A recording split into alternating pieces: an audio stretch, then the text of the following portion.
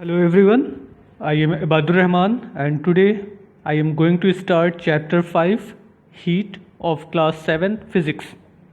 In this chapter, we will discuss about the heat and temperature, source and effect of heat, conduction, conductor and insulator, convection, radiation and thermos flask. So let's start chapter heat. In our daily life, we deal regularly with heat and its effect. We discuss the temperature, we ask for hot food, want cold water in a summer, etc. Heat and temperature, through being related, are completely different physical quantities. Heat is a form of energy because it can make things move. For example, steam produced in a steam engine run a fan, the whistle of a pressure cooker below when it is heated. Heat energy is measured in unit of energy measurement, that is in joule J in SI system. So what is heat in our daily life? Our day-to-day life, we feel heat, we discuss about the heat. For example, we ask hot food, want cold water in summer etc. ये सब क्या है? Heat है. Heat से related topic को हम अपने daily life में डिस्कस करते हैं. Heat and temperature the being related are completely different physical quantities. Heat and temperature एक दूसरे से रिलेटेड हैं बट ये बिल्कुल डिफरेंट क्वांटिटीज़ है. Heat is a form of energy because it can make things move. Heat एक तरीके की एनर्जी है जो किसी बॉडी को मूव कर सकती है. For example, steam produced in a steam engine run A train. जैसे कि हीट से स्टीम इंजन में स्टीम प्रोड्यूस्ड होती है, उसके बाद वो पिस्टन मूव होते हैं जिससे कि ट्रेन चलती है या वर्क करती है. The vessel of A pressure cooker below when it is heated. जैसे कि आपने घरों में देखा होगा, प्रेशर कुकर में जो वेसल लगी होती है वो भी हीट की वजह से ही उठती है या बचती है. Heat energy is measured in unit of energy measurement, that is in joule J in SI unit. SI unit of energy is joule. Heat is measured in the form of joule. Temperature is measure of heat energy in a body. Temperature किसी body की heat को measure करता है. A high temperature of a object indicate that the object is very hot, whereas low temperature indicate that object is cool. किसी भी body का temperature बहुत ज़्यादा है तो ये कहा जाएगा वो बॉडी हॉट है, अदरवाइज उसका टेम्परेचर बहुत कम है तो वो बॉडी क्या कहलाएगी? कूल कहलाएगी. The temperature is measure of degree of hotness और कोल्डनेस. जो टेम्परेचर है वो किसी भी बॉडी के हॉटनेस और कोल्डनेस को मेजर करता है. Temperature is measured in kelvin in SI unit. Other unit are Fahrenheit and Celsius. Temperature की जो एसआई यूनिट होती है वो क्या होती है? केल्विन. और टेम्परेचर की अदर्स यूनिट भी डिग्री फ़ारेनहाइट है, डिग्री सेल्सियस होती है. केल्विन के ऊपर डिग्री नहीं यूज़ करते हैं. Heat energy is the energy that transform from one body to another due to the temperature difference. Heat energy इस तरीके की एनर्जी है जो ट्रांसफ़र होती है from one body to another body. It is depend on the temperature difference. किसी भी body में अगर टेम्परेचर डिफरेंस होगा तो हीट एक बॉडी से दूसरी बॉडी पर ट्रांसफ़र होगी. For example, a hot tea will lose its heat to the surrounding and becomes cooler. Heat energy can be converted to various other form of energy and other form of energy can also be converted to heat energy. Heat energy जो है, अच्छा, जैसे कि इन्होंने बोला है कि hot T की जो एनर्जी है वो आसपास के सराउंड में अपनी एनर्जी को रिलीज़ करती है. हीट एनर्जी को एक फॉर्म से दूसरे फॉर्म में बदला जा सकता है या किसी और एनर्जी को हीट एनर्जी में कन्वर्ट किया जा सकता है. For example, a burning candle convert chemical energy to heat energy. ये एग्जांपल देख लीजिएगा ध्यान से क्योंकि आपकी एक्सरसाइज में इस तरीके के क्वेश्चन पूछे जाएंगे. A burning candle converts chemical energy to heat energy. जो बर्निंग कैंडल होती है वो केमिकल एनर्जी को हीट एनर्जी में कन्वर्ट करती है क्योंकि कैंडल की जो वैक्स होती है वो केमिकल रिएक्शन करती है इन द प्रेजेंस ऑफ ऑक्सीजन. वो बर्न होती है और उसमें से सारी जो वैक्स होती है वो मेल्ट होके वो बर्न होने के बाद वो एनर्जी प्रोवाइड करेगी. वो heat energy and light energy वो भी वहाँ से प्रोवाइड होती है. In an electric heater, electrical energy is converted to the heat energy. In a red hot coal, heat energy is converted to light energy.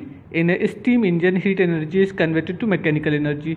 ये सारे एग्जाम्पल है कि एक एनर्जी एक फॉर्म से दूसरे फॉर्म में किनके इंस्ट्रूमेंट के ज़रिए से ट्रांसफॉर्म होती है या बदलती है। ये बहुत इंपॉर्टेंट एग्जाम्पल है, इसमें से कोई ना कोई एक एग्जाम्पल एग्जाम में ज़रूर से पूछा जाएगा कि आपसे बता दिया जाएगा कि जो कैंडल बर्निंग कैंडल होती है वो कौन सी एनर्जी किस फॉर्म से किस फॉर्म में कन्वर्ट करती है। So we can say that the burning candle convert chemical energy into heat energy. ऐसे ही कोई भी एग्जाम्पल आपसे पूछा जा सकता है। Now page number 62, hot and cold are relative term in comparison to normal water. Heated water will appear hot and frozen water cool, but in comparison to ice, normal water will appear hot. अब इन्होंने बोला है कि hot and cold are the relative terms, ये दोनों एक दूसरे के relative term हैं। In comparison of normal water, heated water will appear hot and frozen water cold, but in comparison to ice, normal water will appear too hot. किसी hot water के compare में in comparison of normal water, heated water जो है वो hot feel होगा एंड frozen water जो है जो फ्रीज फॉर्म में वाटर होगा आइस के फॉर्म में वो कोल्ड फील होगा। बट अगर नॉर्मल वाटर के फॉर्म में कंपेयर करें, but in the comparison to the ice के कंपेरिजन में normal water appear to hot, जबकि आइस के कंपेयर में नॉर्मल वाटर जो होगा वो भी गर्म लगेगा। सोर्स ऑफ हीट के अब कौन कौन से सोर्स हैं या किन से हमको हीट मिलती है। Some of the source of heat are A fire, B sun and C electricity।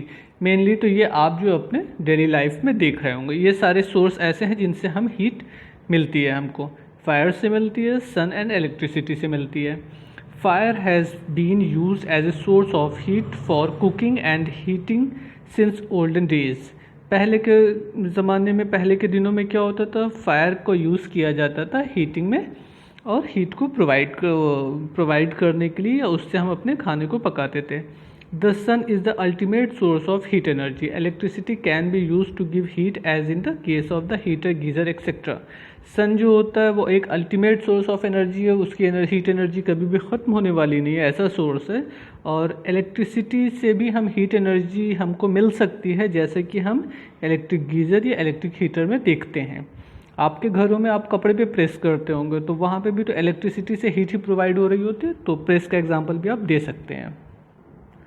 Effect of heat, we see many effect of heat in everyday life, cooking, melting of ice, drying of clothes etcetera. The different of heat can be classified as. अब ये सब example ऐसे हैं जिसमें हम heat का effect देखते हैं, कौन कौन से इफेक्ट हीट की वजह से हो सकते हैं। जैसे डेली लाइफ में देखते हैं कि खाना पकता है हीट की वजह से, आइस का मेल्ट होना हीट की वजह से, ड्राइंग ऑफ क्लोथ कपड़ों का सूखना हीट की वजह से होता है। The effect of heat can be classified as change in temperature, catching fire, change in state and thermal expansion. अब हीट के ये सारे कैरेक्टर होते हैं, इफेक्ट होते हैं जिनके बारे में हम यहाँ पे डिस्कस करेंगे। Now first, change in temperature. When a body is heated, its temperature rises। जब किसी बॉडी को गर्म किया जाता है तो उसका टेम्परेचर बढ़ जाता है। And when heat is removed from a body, it's get cooled and और टेम्परेचर falls। और जब किसी बॉडी से हीट को बाहर निकाला जाता है तो उसका टेम्परेचर क्या होता है, कम होता है, या तो बॉडी जो है वो कूल ठंडी कहलाती है, हो जाती है। When heat is supplied to an object, the average kinetic energy of atom and molecules in that object increases and hence the temperature increases. At low temperature the particles have lower kinetic energy। अब यहाँ पे ज़रा सा आइए देखते, एक इन्होंने ये कहा है कि किसी भी बॉडी को हीट प्रोवाइड करने पर उसकी काइनेटिक एनर्जी इंक्रीज़ हो जाती है, क्योंकि जो एटम्स मॉलिक्यूल्स होते हैं वो एनर्जी को एब्जॉर्ब करते हैं और वो मोशन उनमें ज़्यादा होने लगता है, जिसकी वजह से उनकी काइनेटिक एनर्जी ज़्यादा हो जाती है और उसका टेम्परेचर ज़्यादा हो जाता है। At low temperature the particles have lower kinetic energy. Low temperature पे पार्टिकल की जो एनर्जी होती है वो कम होती है। The change in temperature of a body is measured by using thermometer. All thermometers are based on the principle that some physical quantities thermometric variable. Changes with temperature, thermo means heat and meter means refer to the measuring device. Thermometer means thermo plus meter, thermometer. Thermo means heat and meter means measurement instrument, ऐसा device जो कि किसी भी body के temperature को measure करता हो।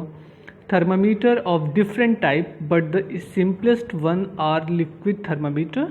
Liquid thermometers use liquid mercury or alcohol whose volume changes with the change in temperature.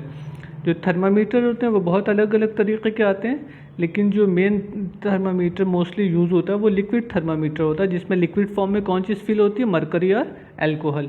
Mercury और एल्कोहल का करेक्टर ये होता है कि वो बहुत थोड़े से टेम्परेचर पे उनके वॉल्यूम में काफ़ी चेंज हो जाता है, जो एक्यूरेट रीडिंग देते हैं किसी भी बॉडी के टेम्परेचर को चेंज लाने के लिए.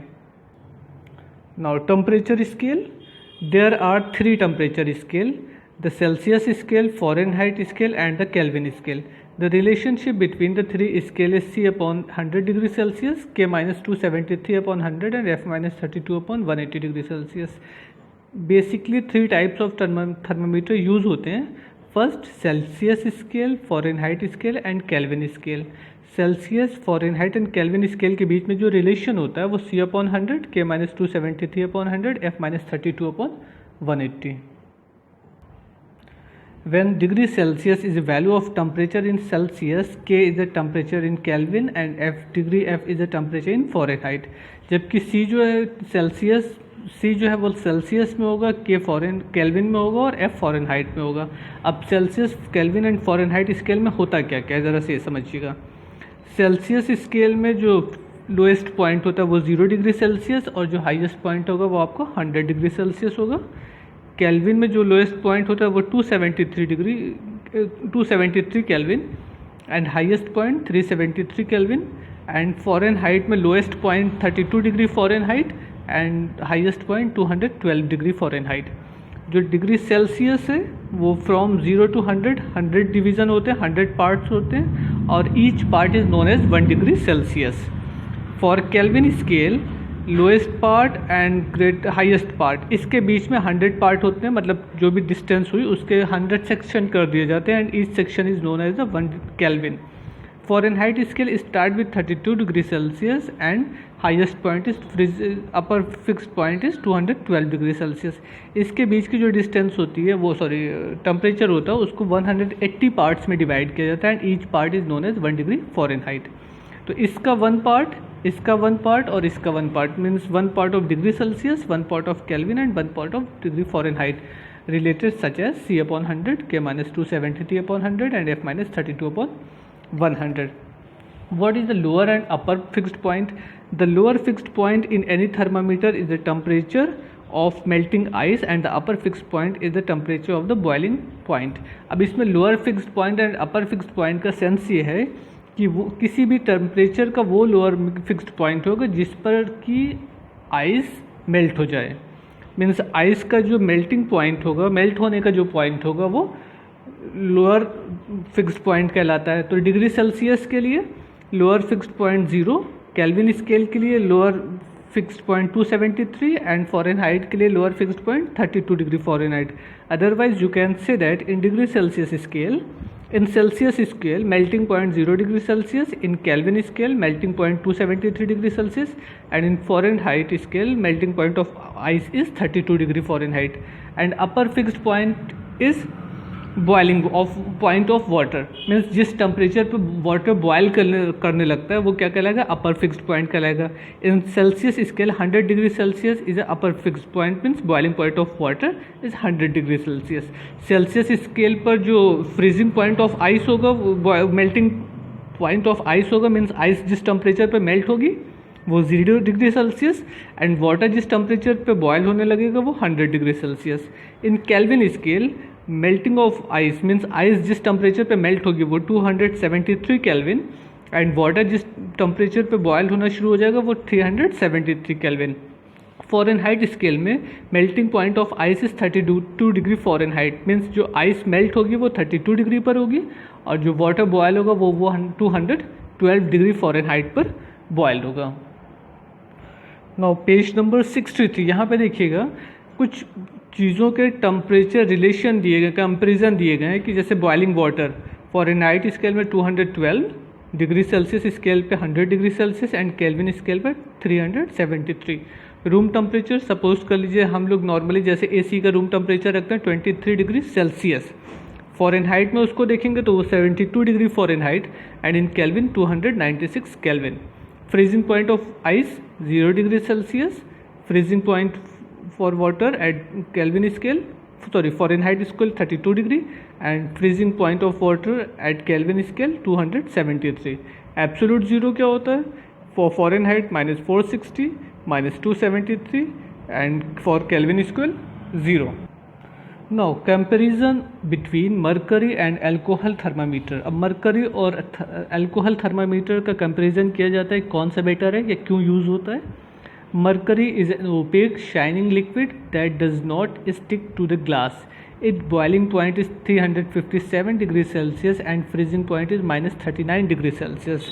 Hence, it can measure a wide range of thermometer temperature. It expanded uniformly and non-volatile. अब इन्होंने कहा है कि मरकरी के जो थर्मामीटर होते हैं, मरकरी का जो बॉइलिंग पॉइंट है वो 357 डिग्री सेल्सियस है एंड जो फ्रीजिंग पॉइंट है -339 डिग्री सेल्सियस है। तो मरकरी की एक कैरेक्टर और ये होता है कि ये जो ग्लास होता है उससे स्टिक नहीं होती, चिपकती नहीं है, और इसके बीच का टेम्परेचर डिफरेंस बहुत ज़्यादा होता है freezing point and boiling point के बीच में। सो मरकरी के लिए रेंज ज़्यादा होती है टेम्परेचर को मेज़र करने के लिए। सो मरकरी एज यूज़ होती है एज ए थर्मामीटर लिक्विड के फॉर्म में। अल्कोहल भी यूज़ होता है। अल्कोहल के क्या करेक्टर है? Alcohol has a very low freezing point of -100 degree Celsius. It expand and contract more than the mercury. Alcohol thermometer are better for mercury measuring temperature lower than -39 degree Celsius. However alcohol boil at about 80 degree Celsius, so high temperature can not be measured. अब alcohol की character ये होता है कि alcohol freeze होगा -100 degree Celsius पर। अगर हमें कोई ऐसा टेम्परेचर मेज़र करना है जो -39 डिग्री सेल्सियस से भी कम होगा तो हम मरकरी से नहीं मेज़र कर सकते हैं, क्योंकि मरकरी तो फ्रीज हो जाएगी 39 डिग्री सेल्सियस पर, तो वो मेज़रमेंट नहीं देगी। तो उससे कम टेम्परेचर को मेज़र करने के लिए अल्कोहल टेम्परेचर वो थर्मामीटर का यूज़ किया जाता है, बेटर होता है। बट अल्कोहल थर्मामीटर का यूज़ हम हाई टेम्परेचर के लिए नहीं कर सकते हैं, क्योंकि अल्कोहल जो है वो 80 डिग्री सेल्सियस पर बॉयल करने लगता है। Catching fire, next effect of the heat. Fire has been known to man for a very long time. By rubbing dried stick और stones man could ignite dried leaves to give fire. बहुत लंबे समय से व्यक्ति जो है या human जो है वो फायर का यूज़ करता आ रहा था। वो पहले ये जानता था कि किसी भी स्टोन को या स्टिक को रब करने से, ड्राई स्टिक या स्टोन हो उसको रब करने से हीट वो फायर को प्रोड्यूस किया जा सकता है। Fire was use to keep warm, keep away wild animals and to melt metals to make tools in the olden days. Fire का यूज़ क्या होता था पहले के ज़माने में?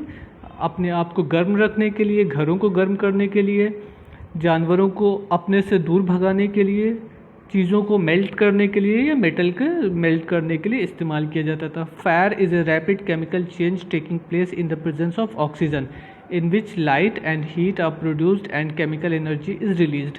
फायर हमेशा ऑक्सीजन के प्रेजेंस में ही जल सकती है, लगाई जा सकती है, और फायर की वजह से हीट एंड लाइट प्रोड्यूस होती है, रिलीज होती है केमिकल रिएक्शन होने की वजह से। Material can be classified as flammable and non flammable with respect to fire. किसी भी मटेरियल को हम फ्लेमेबल और नॉन फ्लेमेबल में डिवाइड कर सकते हैं in with respect to fire. Fire के पॉइंट ऑफ व्यू से फ्लेमेबल और inflammable substance are those that can easily catch fire. Paper, dried leaves and grass, wood, synthetic fiber and liquid petroleum gas are some flammable substance। ऐसे material जो जल्दी से आग को पकड़ लेते हैं वो क्या कहलाते हैं? फ्लेमेबल मटेरियल कहलाते हैं या इनफ्लेमेबल मटेरियल कहलाते हैं। जिसमें से सारी चीज़ें आप देखिए, ड्राइड पेपर जल्दी से जल जाता है, ड्राइड सूखी पत्तियाँ और घास जो होती है वो जल्दी से जल जाती है, सूखी लकड़ियाँ जल्दी से जल जाती हैं, सिंथेटिक फाइबर प्लास्टिक जो होगी, या पेट्रोलियम गैस जो हम लोगों के घरों में खाना पकाने के लिए LPG यूज़ होती है। ये सब क्या होती है? जल्दी से आग को पकड़ लेती है। A flammable substance burn if a temperature reaches a minimum value called ignition point of a temperature। जो फ्लेमेबल सब्सटेंस होते हैं वो एक मिनिमम टेम्परेचर अगर उनको मिल जाए तो वो आग को पकड़ लेते हैं। जैसे होता है कि कुछ सूखे हुए कागज़ हो उनको जलाना आसान होता है, कुछ सूखी हुई लकड़ियाँ हो उनको जलाना आसान है, तो रीज़न ये होता है कि उनको उनके इग्निशन पॉइंट तक अगर हम हीट प्रोवाइड कर दें तो वो जल्दी से जल जाता है। लेकिन हर चीज़ फ़ौरन एक साथ जल जाए ऐसा पॉसिबल नहीं है, कुछ जल्दी जलती है, कुछ चीज़ें बाद में जलती है। तो जिस टेम्परेचर पे कोई भी बॉडी जल रही होती है उसको क्या बोला जाता है, इग्निशन पॉइंट बोला जाता है। Non flammable substance are fire resistance and do not catch fire. ऐसे सब्सटेंस जो फायर को कैच ना करते हो, जल्दी ना जलते हो, for example water, sand, iron and glass. Ignition temperature is very high for this substance. ये सब्सटेंस ऐसे होते हैं जो जल्दी से नहीं जलते हैं क्योंकि इनका इग्निशन पॉइंट जो है वो बहुत हाई होता है। उस हाई टेम्परेचर तक आप हीट को नहीं प्रोवाइड कर सकते हैं normally. Change in state, effect of heat का next point, change in state. The change of substance from one physical state to another state is called the change of state. When a solid is continuously heated at room temperature, initially its temperature increases till it reaches a certain temperature. On further heating, the state of body changes from solid to liquid at a constant temperature. Further heating increasing the temperature of a liquid till it start boiling. At this constant temperature, these is another change in state. The liquid change to gas. Conversely, when a gas is cooled, it becomes a liquid and finally solid. अब इन्होंने change of state में क्या कि किसी भी body को अगर आप हीट प्रोवाइड करते जाएं तो ऐसा होगा कि उसका टेम्परेचर बढ़ेगा। टेम्परेचर बढ़ाते बढ़ाते एक ऐसी कंडीशन आएगी कि अब अगर हम उसको हीट प्रोवाइड करें तो उसका टेम्परेचर नहीं चेंज होगा बल्कि उसकी स्टेट चेंज होने लगेगी। तो एक तो हीट इस कंडीशन में स्टेट को चेंज करती है, मतलब कि वो बॉडी एक फिक्स्ड अमाउंट तक हीट को एब्जॉर्ब करती है। उसके बाद अगर से उसको हीट प्रोवाइड की जाती है तो वो अपने टेम्परेचर को ना इंक्रीज़ करके अपनी स्टेट को चेंज कर देती है। जैसे सपोज़ कर लीजिए आप किसी वाटर को बॉयल करिए, घरों में भी आपने देखा होगा चाय बनाई जाती है या पानी को गर्म किया जाता है, तो हम बॉयल करते जाएँ, उसको करते जाएँ, कंटिन्यू करते करते करते एक ऐसी स्टेज आएगी कि वाटर बॉयल होने लगेगा, उसमें बबल बनने लगेंगे। उसके बाद भी अगर हम कुछ देर तक और उसको बर्नर पे रखे रहें, हीट प्रोवाइड करें, तो लास्ट में क्या होगा, सारे जो वाटर है वो वेपर के फॉर्म में कन्वर्ट हो जाएगा, भाप के फॉर्म में बन के उड़ जाएगा। यानी कि वो क्या हो गया, लिक्विड से गैस के फॉर्म में चेंज हो गया। सो उसकी स्टेट जो हो गई वो चेंज हो गई। ऐसे ही अगर किसी भी बॉडी को, किसी भी गैस को गैस को कूल किया जाए, ठंडा किया जाए, तो it becomes a liquid and finally A solid. तो वो लिक्विड में भी बदल जाता है और उसको बाद में सॉलिड में बदला जा सकता है। When heat is absorb solid. अच्छा, अब एक चीज़ यहाँ पे बहुत अच्छा से ध्यान दीजिएगा इस पॉइंट से, सॉलिड को हीट प्रोवाइड की जाएगी तो वो लिक्विड में कन्वर्ट हो जाएगा, लिक्विड को हीट प्रोवाइड की जाएगी तो वो गैस में बदला जाएगा। लेकिन अगर सॉलिड को हीट प्रोवाइड की जाए और वो लिक्विड में ना आए, वो डायरेक्ट गैस में चेंज हो जाए, तो इस प्रोसेस को क्या बोलते हैं, सब्लिमेशन बोलते हैं। सॉलिड से जब लिक्विड बना तो उसको क्या बोला जा रहा है, मेल्टिंग और फ्यूज़न। एंड लिक्विड से गैस में जब कोई ऑब्जेक्ट चेंज होता है तो स्टेट चेंज होती है, तो उस प्रोसेस को क्या बोलते हैं, वेपोराइजेशन और boiling. Means when we provide a heat to a solid and it change in the form of liquid, then such type of process is known as melting. Melting क्या है, changing of substance from solid state to liquid state, and boiling या vaporization क्या है, change from liquid state to gaseous state। और अगर direct solid से gas में convert हो जाए तो which is known as the sublimation। When heat is evolved, heat अगर से उसमें से निकाल लिया जाए, यहाँ पे तो एब्जॉर्ब हो रही है, यहाँ से बाहर निकाल ली जाए, तो गैस से हीट निकालने पर जो सब्सटेंस बनेगा वो लिक्विड कहलाएगा, और लिक्विड से हीट को ठंडा करने पर जो सब्सटेंस बनता है वो सॉलिड होता है।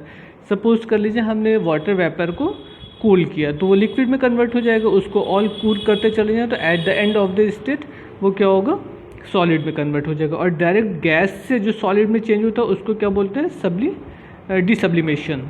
सब्लिमेशन में क्या है, सॉलिड से गैस, एंड डिसब्लिमेशन में गैस से solid direct. The heat supplied changes the arrangement of the particles inside the substance and hence change of the state take place at constant temperature. Melting or fusion is a process of change of state from a solid to a liquid or absorbing heat energy. Ice taken out from the fridge and left outside absorb heat from the surrounding and its temperature increases at 0 degrees Celsius. The ice start melting and water is formed. Till all the ice has melted, the temperature does not change. Different solids melt at a different temperature. Melting point is a temperature at which a solid gets converted to liquid. For ice it is 0 degrees Celsius, for iron it is 1534 degree Celsius. इन्होंने कहा है कि solid से liquid form में convert करना, जिस temperature पे वो कोई सॉलिड अपने लिक्विड स्टेट में आएगा वो क्या कहलाएगा, मेल्टिंग पॉइंट कहलाएगा, या इस प्रोसेस को मेल्टिंग और फ्यूज़न कहा जाएगा।